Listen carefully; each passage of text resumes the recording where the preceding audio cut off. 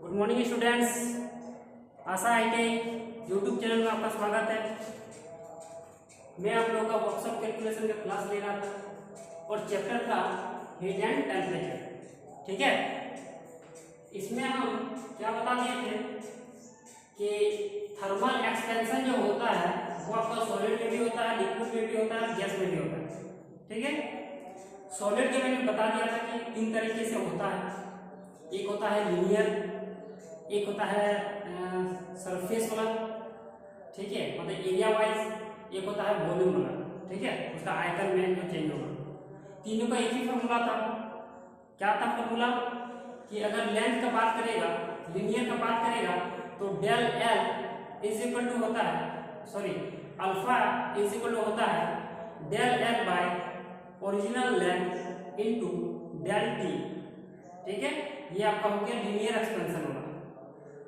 अगर आपका एरिया का बात करेगा तो बीटा बराबर क्या होता था, बीटा बराबर होता था डेल ए मतलब change in area by original area means capital A into del T. दो तीसरा वॉल्यूम वैल्यू चेंज होता था, तो इसमें क्या था gamma is equal to del V by V into del T. ठीक है, और अल्फा बीटा गामा का रेशियो क्या होता है 1:3 होता है। ठीक है, इतना कल मैंने सॉलिड के लिए जो भी प्रॉपर्टीज था वो मैंने कल बताया। आज क्या है थर्मल एक्सपेंशन ऑफ लिक्विड के बारे में, कि लिक्विड में जो है अगर हम हीट करते हैं तो लिक्विड का प्रसार कैसा होता है, उसका क्या चेंज होगा क्या नहीं होगा, वो लिक्विड के बारे में होगा।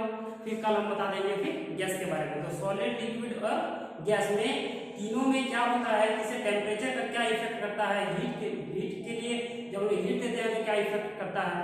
ठीक है, वो सब जान जाएंगे और उसके बाद फिर न्यूमेरिकल में आएंगे। ठीक है, देखिए एक थर्मल एक्सपेंशन ऑफ लिक्विड्स, इसमें दो तरीके का होता है, दो तरह से इसमें जो है वो ऊष्मीय प्रसार होता है। थर्मल एक्सपेंशन दो तरीके से होता है। पहला प्रत्यक्ष प्रसार, प्रत्यक्ष प्रसार मतलब होता है जैसे डायरेक्ट जो एक्सपेंशन डायरेक्ट होगा।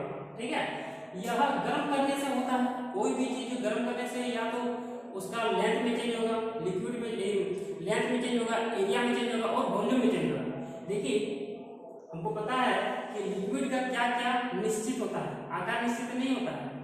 ठीक है, और आयतन उसमें, और अगर हम लोग लिक्विड को अगर निश्चित करना है, ठीक है, उसका आयतन को, तो जिस बर्तन में हम लोग उस लिक्विड को उड़ेल देंगे वो उसी का शेप ले लेती है। ठीक है, तो ये जो प्रक्रिया है वो उसी बर्तन में की जाती है जिसमें प्रसार नहीं होता है। ठीक है, मान लेते हैं कि अगर हम एक ले लिए मेटल का, सॉरी एक ले लिए एल्युमिनियम का, अगर हम ले लेते हैं कोई भी एक बड़ा सा पतीला ले लेते हैं, ठीक है, उसमें पानी हम गर्म करते हैं, तो यह जो प्रक्रिया है उस बर्तन में की जाती है जिसमें प्रसार नहीं होता है। आप गौर कीजिएगा, एल्युमिनियम में भी थोड़ा सा प्रसार होगा, ठीक है, लेकिन वो लिक्विड का प्रसार के कंपेरिजन में बहुत ही नगण्य होता है, इसलिए उसको हम लोग ये नहीं करते। लेकिन किसी किसी बर्तन में क्या होता है, सिर्फ लिक्विड को ही गर्म करने से सिर्फ लिक्विड का ही प्रसार होगा, लेकिन उस बर्तन का नहीं होगा।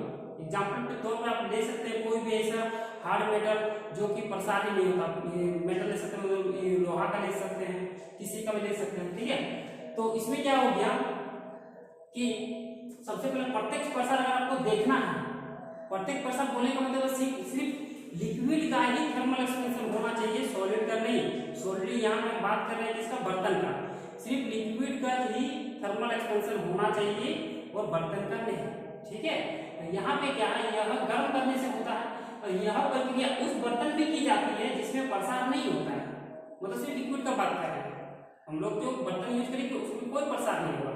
ठीक है, उसका फॉर्मूला है प्रसार गुणांक बराबर द्रव के आयतन, मान लेते हैं आयतन में क्या होगा 1 लीटर 2 लीटर 3 लीटर कुछ भी हम लोग रखे हैं, तो द्रव के आयतन में प्रत्यक्ष वृद्धि होगा, गर्म करने से कुछ तो वृद्धि होगा। मान लेते हैं कि 1 लीटर अगर हम जेल लेते हैं और जेल को अगर गर्म करते हैं तो क्या होगा, मोटा चीज गर्म करने से क्या होगा, वो पतला हो जाता है। पतला करने से क्या होता है, वो जो है वो उसका जो है वो क्या बोलते हैं थर्मल एक्सपेंशन, वो क्या करता है उसको फैला देता है।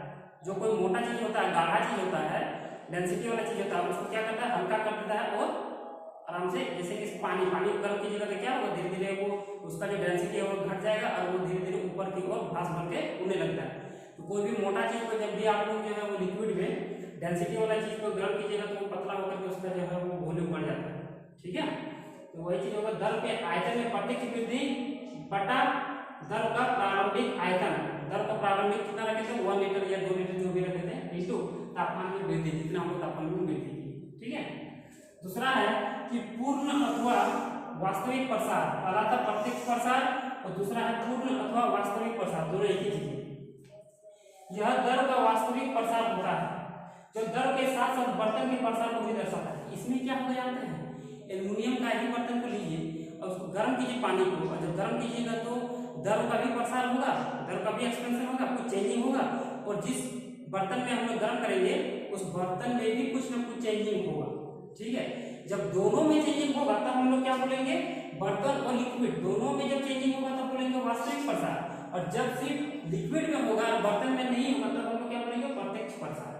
और वास्तविक प्रसार गुणांक का फॉर्मूला ये हो जाएगा कि द्रव के आयतन में वास्तविक वृद्धि जो भी होगा बटा द्रव का आरंभिक आयतन गुना ताप में वृद्धि, वो वही है। द्रव का प्रारंभिक आयतन, नीचे में द्रव का प्रारंभिक आयतन, इंटू तापमान में वृद्धि, इंटू तापमान में वृद्धि। बस यहाँ क्या है कि द्रव के आयतन में प्रत्यक्ष वृद्धि, सिर्फ द्रव में कितना हो रहा है, और यहाँ पे क्या है कि द्रव के आयतन में वास्तविक वृद्धि।